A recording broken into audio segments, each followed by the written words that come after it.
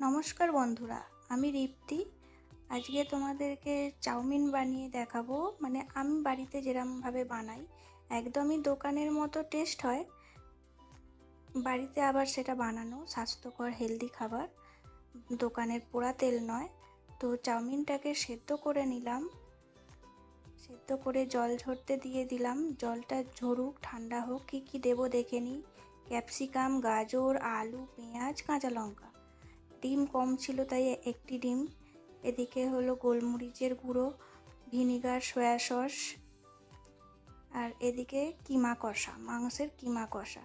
কড়াই বসিয়ে দিয়েছি, তেল গরম হয়ে গেছে। এবার দিয়ে দেব এর মধ্যে আলুটাকে ভেজে নেবার পরে এবার এর মধ্যে অ্যাড করে দেব গাজর কুচি। গাজর কুচিটা অ্যাড করে দিলাম। এবার একটু নাড়াচাড়া করে নিয়ে এর মধ্যে দিয়ে দেব ক্যাপসিকাম কুচি, পেঁয়াজ কুচি, লঙ্কা কুচি। অবশ্যই ঝালটা আপনারা আপনাদের মতো করে দেবেন। হাই ফ্লেমে এবার এটাকে ভেজে নেব, যাতে একদম সিদ্ধ না হয়ে যায়, একটা যাতে কচকচে ভাব থাকে। গাজর, তারপরে ক্যাপসিকাম, কাঁচা লঙ্কাটা। তার মধ্যে এবার গোলমরিচের গুঁড়োটা দেওয়ার পরে ভালো করে ভেজে নেব।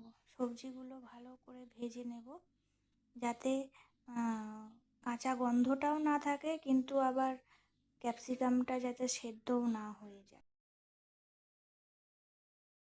এবার দিয়ে দেব সয়া সসের পর দেব ভিনিগার, সামান্য ভিনিগার দেব। ভিনিগারটা দিয়ে ভালো করে নেড়ে চেড়ে একটা ডিম দিয়ে দেব। তোমাদের আগেই বলেছি ডিম ছিল না, তাই একটাই ডিম দিয়েছি।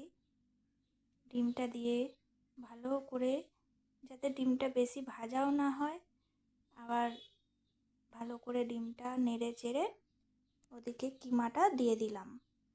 কিমাটা দিয়ে দেওয়ার পরে সব একবারে মিক্স করে নিয়ে এবার ওর মধ্যে সিদ্ধ করা চাউমিনটা দিয়ে দেব। দেখেছো কত সুন্দর ঝুরঝুরে হয়েছে, একটার সাথে একটা একেবারেই গায়ে লাগছে না, পুরো একটা একটা হয়ে রয়েছে, একদম পরিষ্কার গোটা গোটা হয়ে রয়েছে। এবার দিয়ে দিলাম সিদ্ধ করা চাউমিনটা অল্প অল্প করে দেব, আর একটু ঘেঁটে নেবার চেষ্টা করব। দিয়ে আবার সবটা দিয়ে দিলাম।